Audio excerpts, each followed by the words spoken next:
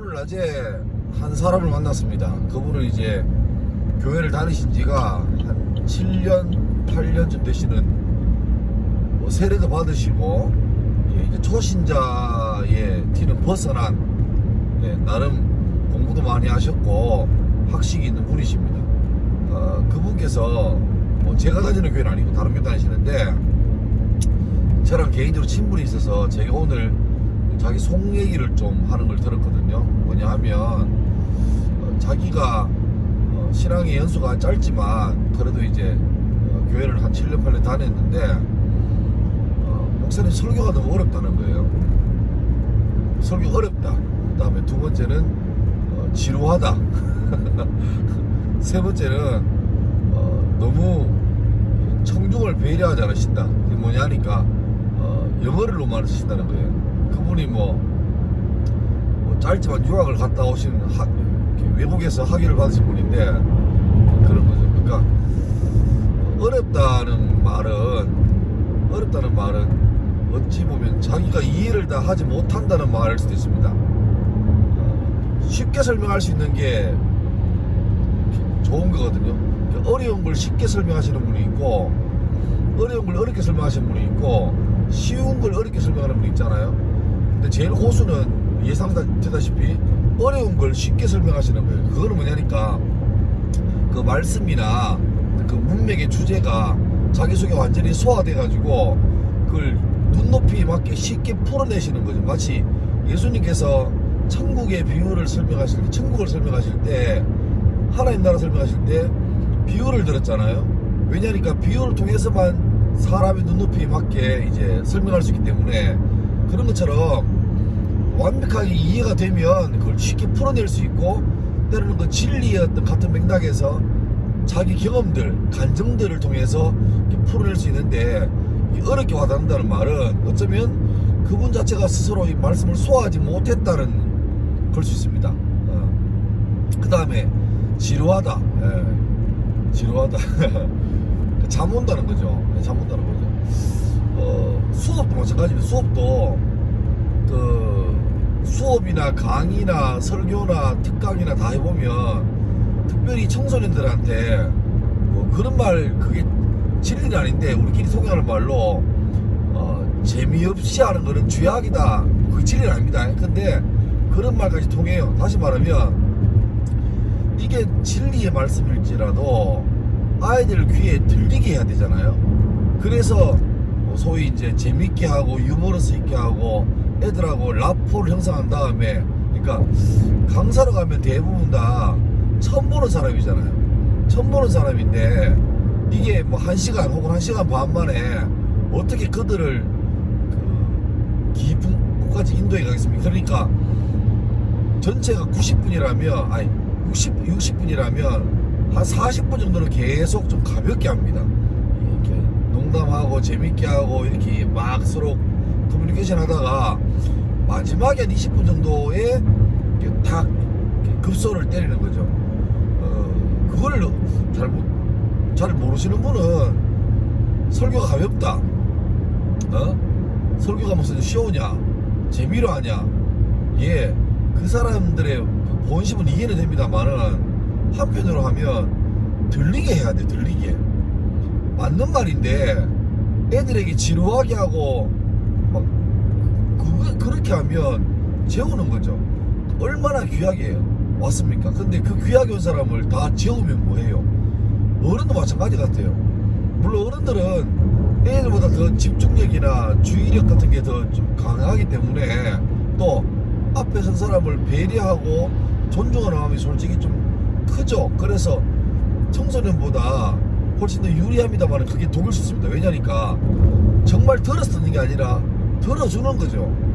앞에 있는 분에게 대한 예의 차원에서 들어주는 거지 그게 정말 자기 귀에 들린다 이거하고는 또 다른 개념인 거예요. 그래서 정말로 지루하게 하지 않게 해야 됩니다. 그래서 적절하게 유머도 하고 또 너무 이제 물론 말씀의 권위 오케이, 설교자의 권위 오케이. 그런데 권위는요 들으시는 분이 세워주는 게 권위입니다. 자기 스스로 권위를 세워가는 거는 그 꼰들이시죠. 특히나 젊은 목회자들은 좀 그게 있는 것 같아요. 이제 제 또래나 좀 후배들 담임 목사 나가시는 거 보면 나이가 이제 막 40 중반인데 갑자기 담임 되더니 막 소위 이제 쉽게 말하면 장로님들 권사님들을 막 아랫사람 보듯이 막 해요. 막 말씀에 건드려 잡아야 되는데 꼰대 건성으로 잡으려는 것 같아요. 내가 담임 목사인데 그게 뭐가 중요합니까? 예? 그러니까 그 믿을만 이렇게 말씀이 신뢰가 되고 말씀이 그들에게 어떤 인격적으로 그 매력이 가려면 그 사람 관계성이 회복돼야 되는 거죠. 앞에 했던 거하고 좀 동일하지 싶은데 그 사람이 믿을만하면 좋은 사람이라고 생각되어지면 그 사람 하는 말도 믿는 거죠. 그래서 왜 하물며 사기꾼들도 자기 말 믿게 하려고 온갖 설탕을 뿌리잖아요. 착한 사람, 좋은 사람, 선한 사람, 예의 바른 사람처럼 그렇게 쇼해놓고 나중에 자기 몫을 챙기잖아요. 그런데 복음은 챙기는 게 아니죠. 끝까지 주는 거. 너희가 그저 받았으니 그저 줘라는 말씀처럼 그렇게 호의를 베풀어 주는 거죠. 왜? 말씀이 들리게 하려고. 그러면 목회자들도 지루하게 하지 말고 괜히 꼰대처럼 내가 하는 말이니까 들어 이게 아니고 낮아지고 겸손하고 그래서 어찌하든 성도들의 귀에 들리게 해야 됩니다. 들리게만 하면 안 돼요. 그게 목적돼서는 안 됩니다. 근데 우리 목적은 말씀이 들려야 그들의 삶의 변화가 되기 때문에 그저 재밌게 달달하게만 하는 게 아니라 그걸 통해서 회복되고 신뢰가 되고 마음이 열린 상태에서 던져주는 거죠. 더 열심히 노력하셔야 됩니다. 그리고 너무 이제 좀 이렇게 영어를 막 그렇잖아요. 외국 가서 공부하시는 거 귀하고 대단하신 거 오케이. 저는 국내파니까 1등급인지 몰라도 꼭 아니 우리나라에서는 아무리 영어 발음이 있지만 우리나라 쓰는 발음이죠. 그러면 꼭 유학 갔다 오면 컴퓨터를 컴퓨터라고 해야 됩니까? 그냥 컴퓨터라고 하면 안 돼요? 근데 그걸 굳이 갔다 왔다고 표를 그렇게 내릴 건 없잖아요. 오히려 순박하게 했는데 알고 보니까 능력자다. 이게 권위가 서는 거지.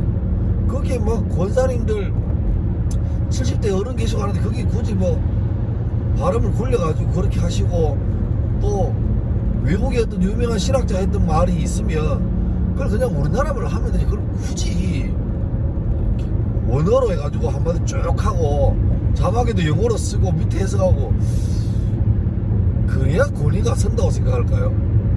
그건 어쩌면 자기 속에 내실이 없는 거를 더 감추기 위해서 과잉행동일지 모릅니다. 제발 좀 설교 쉽게 하시고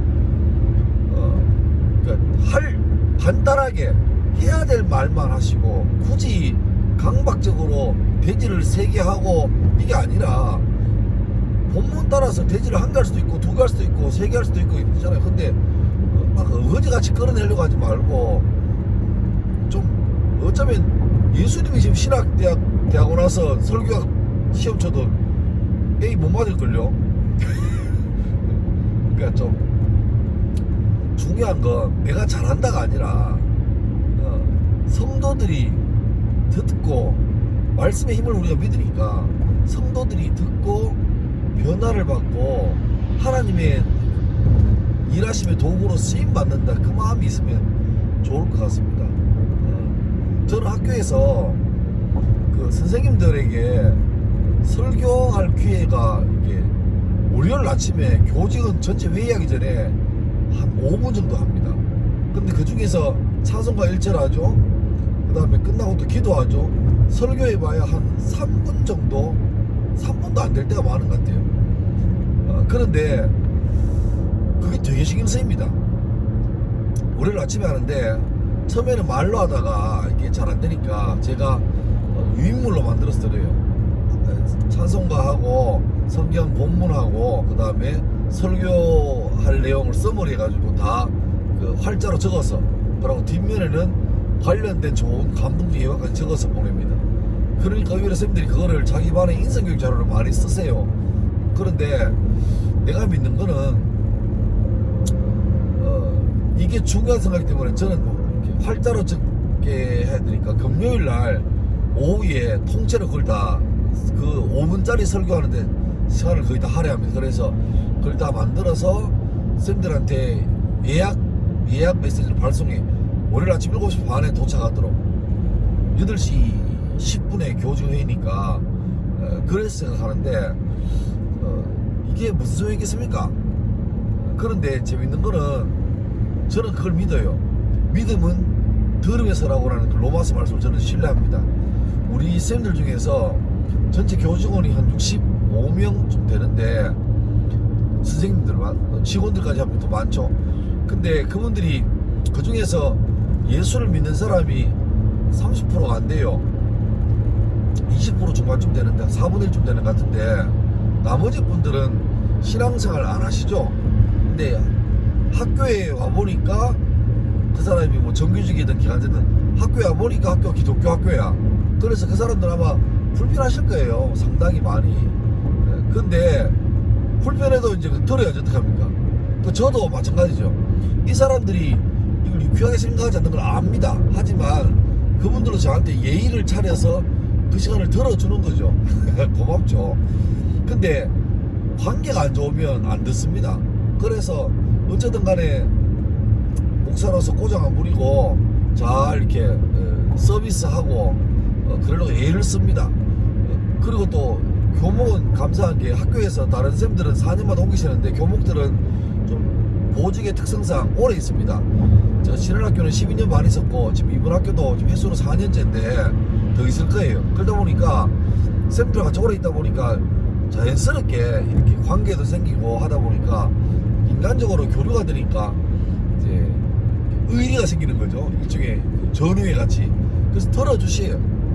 근데 재밌는 거는 그렇게 몇 년이다 보면 쌤들이 나중에 저랑 개인적으로 얘기할 때가 되면 내가 의도하지 않은 이렇게 요구하지 않은데도 불구하고 먼저 신앙적인 말씀을 해오세요. 자기들 뭐 스스로 저도 예전에 교회 다녔었는데 이런 고백도 하시고 또 집안에 누가 또 예수 믿는 고백도 하시고 저는 그거 볼 때 야 이것도 참 할만 가치 있다 충분히 가치 있다. 그러니까 어찌하든 설교가 들려지게 해야 되고 들려지게 하려면 쉽게 해야 되고 또 설교하기 전에 이미 관계에서 많이 어떤 관계가 먼저 형성이 돼야 그 말에 대한 신뢰가 생기고 호감이 생기고 또 적극적으로 경청하고자 하는 마음도 생기니까 그런 게 필요하고 좀 내가 설교를 맡게 된 역할을 하는데 이게 직분이잖아요. 하나님께 감사할 일이지 그게 그 직분이 나의 권위를 대변하지는 못한다고 생각해요. 그 설교자는 설교자로 잘 섬겨야 되는데 내가 설교자니까 나는 권위 있는 사람이고 너희는 내 말을 들어 이거는 아니잖아요. 그러니까 입에 달린 것은 섬김 봉사가 아니라 그러니까 설교자는 설교를 하기 위해 세워진 자지. 그 제사장은 옛날 치면 제사장은 하나님께 제사하라는 역할을 맡은 사명이 있는 거지 잘나서 된 게 아니잖아요. 그래서 그걸 잊지 말고 하면 좋겠습니다. 제가 신대원 때 어느 교수님 하신 말이 참 인상적인데 축도가 그 성도들에게 어떤 블레싱 하는 의미잖아요. 그러니까 하나님의 복을 이렇게 마치 성도들에게 전달해주는 손을 들면 그게 마치 피리심이 이렇게 벼락을 맞는 것처럼 손을 들면 하나님께서 능력을 줘가지고 성도들에게 장풍처럼 쏘는 걸로 생각하는데 신대원 때 교수님이 그런 말씀하셨어요. 그게 아니고 목회자가 축도할 때 손을 성도들에게 이렇게 향해서 하는 게 아니고 하나님 향해서 두 손을 들고 항복하는 거래요. 주님 저는 아무것도 아닙니다. 그리고 그 설교할 때 입는 거 있잖아요. 가운 그거 상복이에요. 상복. 저는 이미 주 안에서 죽은 자입니다. 제 자아가 무너지고 저의 지식이 무너지고 저의 배경이 무너지고 제가 죽고 주님만 삽니다. 저를 전하는 게 아니라 주님만 전하기 바랍니다. 그런 신앙 고백 차원에서 가운을 입고 축도할 때도 항복하는 것처럼 손을 들고 하는데 저는 그게 참 인상적이었거든요. 그러니까 목사님들이 설교자들이 제발 좀 설교를 원문을 연구하고 하는 것도 좋은데 그런 노력을 쉽게 하고 들려지게 하는 학문적 언어가 아니라 헬라어, 히브리어, 라틴어에서 머물 것이 아니라 시장 언어로 바꿔줘라. 저질러 하는 게 아니라 들리게 하라. 그렇게 오늘 제가 아는 성도님이 저한테 어떤 그런 상담 비슷한 걸 했기 때문에 그냥 말씀을 좀 드리면서 대본에 그냥 차에서 고속도로 올리자마자 지금 한 15분 정도 막 그냥 카메라 앞에 그냥 보고 켜놓고 그냥 하고 있습니다. 한 분이라도 이 메시지가 도움되길 바라고 오해하지 말아주세요. 니는 잘났냐? 예, 저도 못났습니다. 부지런히 더 저도 애쓰고 연구하고 어찌하든 청소년들에게 이 하나님의 메시지가 가치관이 들려지려고 애쓰는 사람이고 애써야 되는 사람이고 함께 하자는 의미니까 오해는 하지 마시고 마음 이렇게 날카롭게 하지 마시고 그냥 동의해 주시고 함께 그렇게 애쓰자 그런 마음을 먹었으면 좋겠네요. 예, 행복한 날 되십시오. 감사합니다. 고맙습니다.